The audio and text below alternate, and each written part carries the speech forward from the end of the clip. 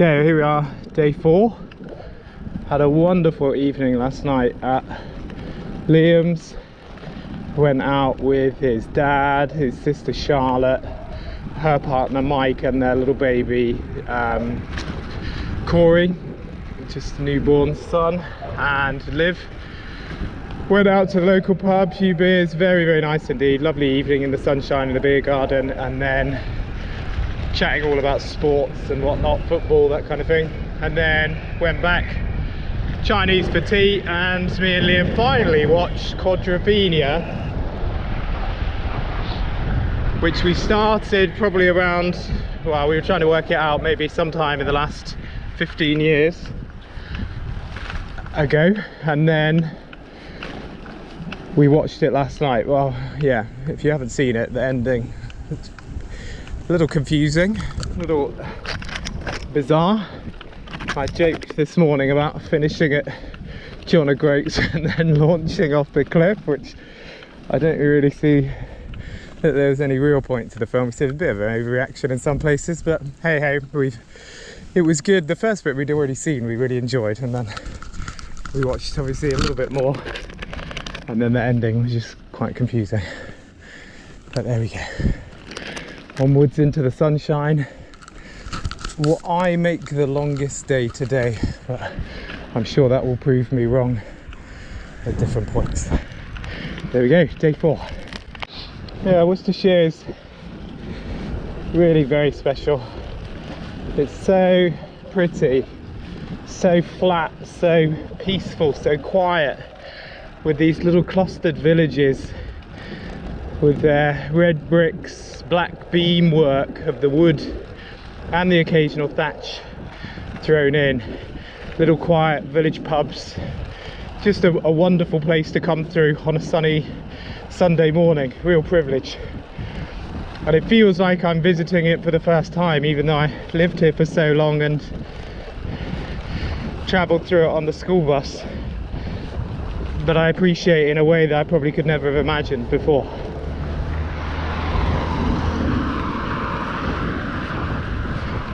It really is a very beautiful part of the world.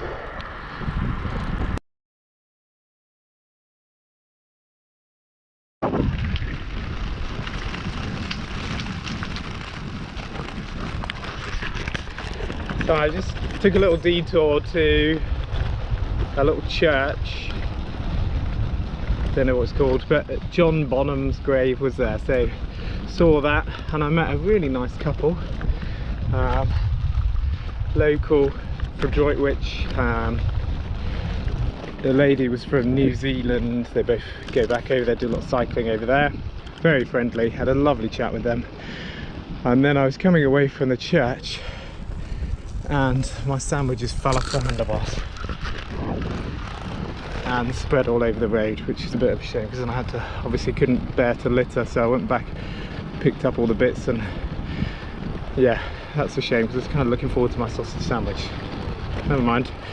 And then, oh yeah, that's what I was going to say. Yeah, so there was a lot of people this morning when I was around Droitwich way. I was always wave and say good morning, and they were just looking at me like I was sort of gone crazy. And then as I came a bit further out of Droitwich, everybody was saying good morning and waving again, and that's exactly what this couple was saying about how nice it is to wave and be friendly and look out for each other. And I think, you know, any excuse really, so especially as a motorcyclist who was nod or wave, and as a cyclist I'm no different, I'll always say good morning. So I just thought I'm going to persevere, and then everybody started waving back and being nice and friendly, and then this couple picked up on it as well and said how a lot of people don't bother, but some people do, and how nice it is.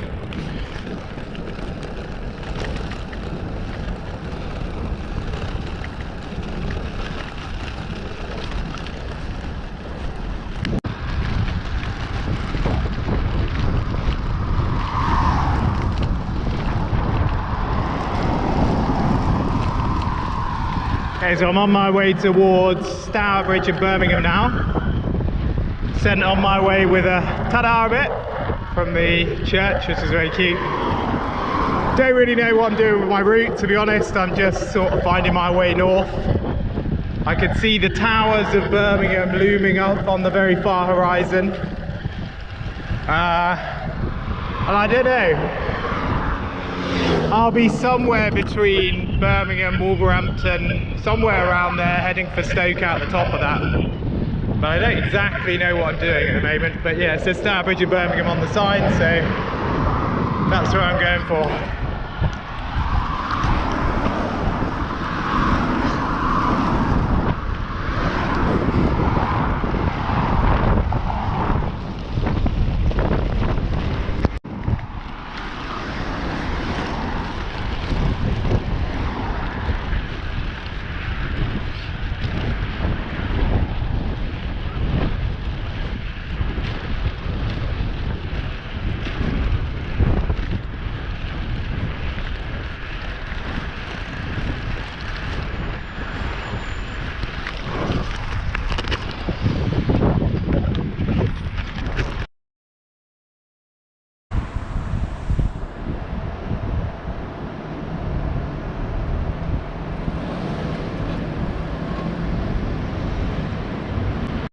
Ladies and gentlemen,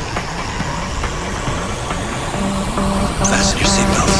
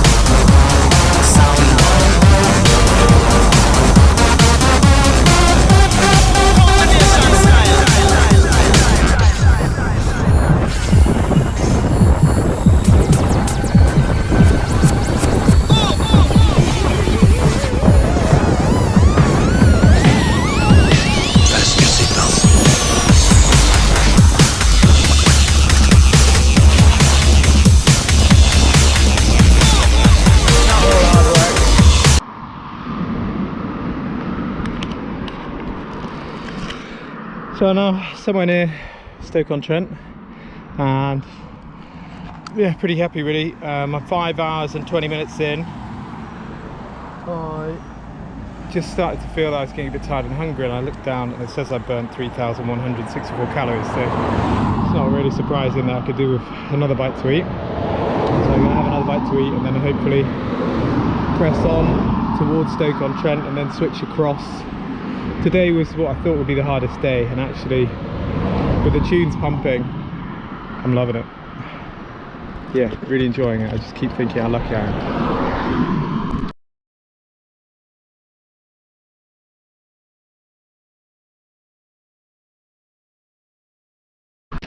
I'm just on my way into Warrington now, along the Trans-Pennine Way, past the River Mersey.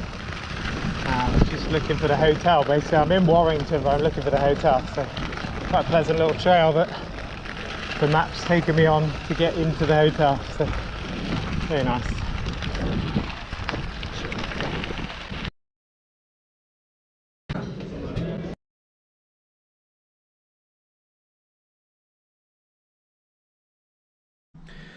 So my pack on the back, which I made out of just old tyre, saw a thing online how to do it, is working absolutely perfectly. It's just a 10 litre dry bag with an old tyre wrapped around it, and then it's just some straps that I made, cut through the tyre, looped round, and that's holding it on at the back there, which is spot on.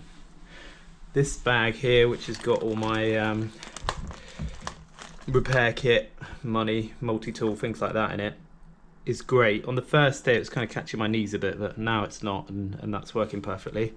These two bags, absolutely spot on, because that one's got my food, easy access, and this one's got a battery pack just connected to my old phone, which is running my maps now, so that I can just leave it out without fear of putting my brand new phone with no case or anything like that on the front there. But this front bag, it's kind of nearly there, but not quite. It's hopefully going to be slightly better today, because obviously I've eaten some of the food that was in it, and I've managed to get it a little bit narrower. But before that, obviously you can see my gears need to come in, and it was just catching. So I think, you know, my advice, this is a 20, I want to say, maybe 20 litre dry bag. I think it's 20 litre dry bag, rolled down, and then just these straps looping over. But I would probably say better to go maybe with a 10 and really compress it down. The thing is, you need it to be narrower, so you really got to roll the top down and then keep the clearance on here. So I don't know, maybe even go 5 litre on the front. When I met the people at the church, the woman was like, "Oh, I've never seen anybody travel so light for a long distance." But I actually, you know, I don't think it is that light really. I think I could have got away with less, but then, you know, I've bought luxuries like a book, and probably could have got away with less changes of socks, to be honest, because, well, yeah. So I think I could have got lighter, but that would be my only tip. If I was going to do it slightly differently, I would reduce this bag on the front.